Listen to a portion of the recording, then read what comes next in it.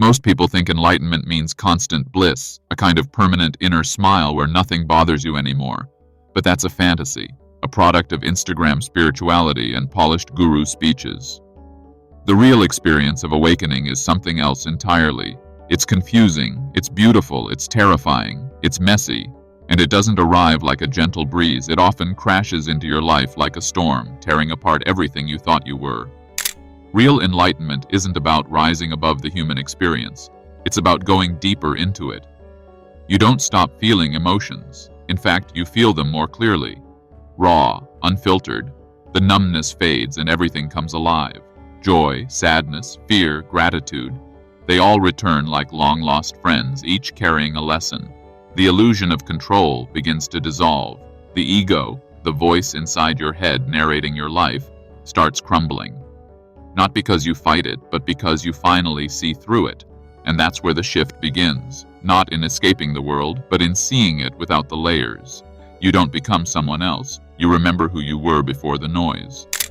You may expect a sudden beam of light or a divine voice announcing your arrival at enlightenment. But what actually comes is silence. Not the peaceful kind, but an eerie, deafening quiet that shows you how loud your inner world truly was. That silence isn't comfortable at first. It forces you to sit with everything you've been avoiding, your fears, your regrets, your buried grief. Enlightenment begins not with light, but with shadow. You don't transcend pain, you confront it. You see its roots, you hold it without judgment, and slowly it begins to lose its grip. This phase, what mystics call the dark night of the soul, feels like death. Not physical death, but ego death. The structures that gave your identity meaning begin to fall apart. Career, status, beliefs, relationships, they no longer define you. They crumble. And it hurts, because you've spent your whole life building a persona, and now it's dissolving without your permission. But here's the truth. What dies isn't you. What dies is who you thought you had to be. And once that mask begins to fall, a quiet, grounded presence emerges. Not flashy, not cosmic, but deeply real. It's not an escape from life. It's the beginning of fully living it. After the mask of ego begins to fall, a strange emptiness appears. It's not depression, though it can feel heavy. It's the space where identity used to live, now vacant. This is where many people panic. They mistake this inner void for something wrong. But in truth, this emptiness is sacred. It's the silence before the symphony, the clearing of a forest before new life can grow. And if you stay with it, without rushing to fill it with distractions, you begin to sense something extraordinary. Awareness itself becomes visible, not as a thought, but as a presence. You start noticing the watcher behind your experiences, the one who is not judging, not reacting, simply observing. That silent witness was always there but drowned out by mental noise. Now it begins to rise, and with it comes a clarity that cuts through illusion like a blade. You realize that what you truly are is not the body, not the personality, not the story, but the awareness behind it all. And this realization doesn't come with fireworks. It comes quietly, like remembering something ancient that you never really forgot. It's not enlightenment as a destination. It's recognition, a remembering of truth. You didn't gain something, you uncovered what was always there. If this resonates with something deep inside you, subscribe and turn on the bell. This journey is just getting started. But awakening isn't a one-time event. It comes in waves. One moment you feel infinite, the next you're overwhelmed by old fears. This back and forth confuses many people. They think they lost their progress, but in truth, this fluctuation is part of the process. The nervous system is adjusting, the mind is detoxing from years of conditioned patterns. You're rewiring your internal reality, and like any transformation, it takes time. Scientific studies in neuroplasticity show that our brains can physically change in response to new insights and practices. Meditation, breathwork, and deep introspection literally reshape brain structures. So when you feel disoriented or emotionally raw, it's not failure, it's neurological evolution. Your body is learning how to hold more light, more presence, more truth. But here's the challenge. The ego doesn't want to die quietly. It fights. It brings back doubts, addictions, distractions. And yet, the more you observe without reacting, the more power it loses. Awareness becomes your anchor, not perfection, but presence. As awareness deepens, you begin to see through the illusions you once called reality. The idea that success equals happiness, that busyness means importance, that fitting in brings safety. These start to crumble. And when they do, it's unsettling, because suddenly you're not sure who you are without those beliefs. But this is a sacred disillusionment. It's the undoing of programming that never truly belonged to you. In this space, solitude becomes a teacher. You no longer fear being alone because you're not really alone. You're meeting your true self, often for the first time. Old relationships may fall away. Surface conversations might lose meaning.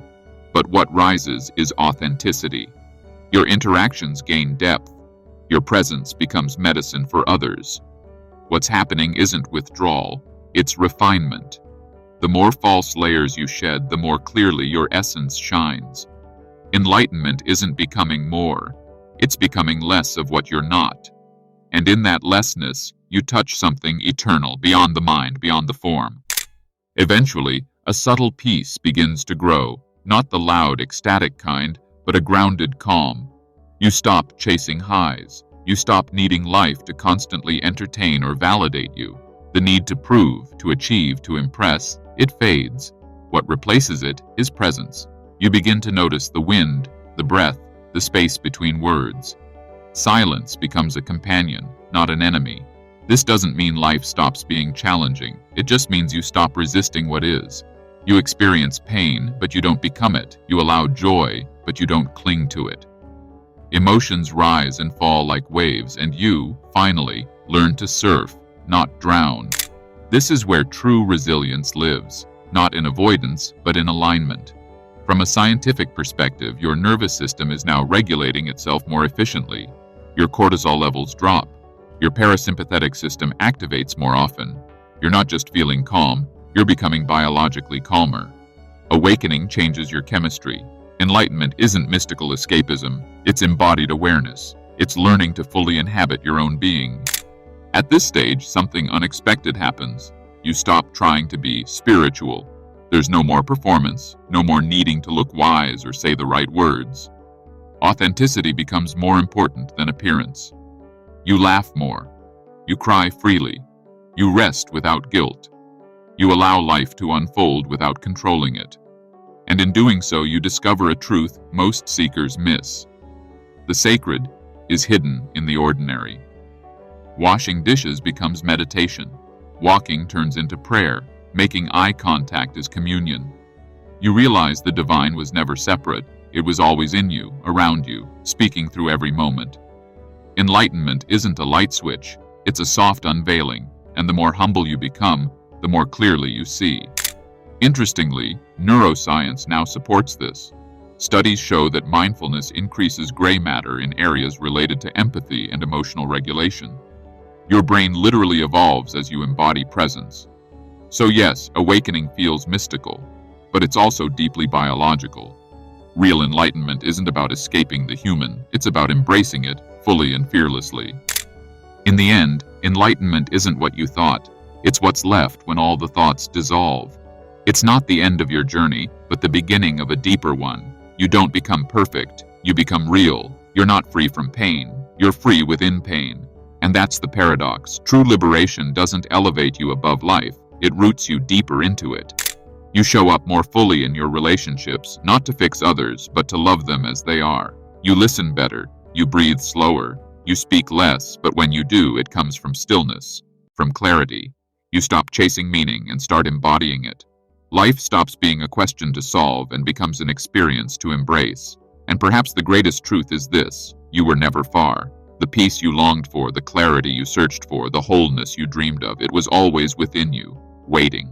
Awakening doesn't add something new. It strips away what isn't you, and what's left is enough. Stay curious, stay brave, and remember, the journey isn't out there, it's in you. What if everything you've ever believed about peace, purpose, or even who you are was never yours to begin with?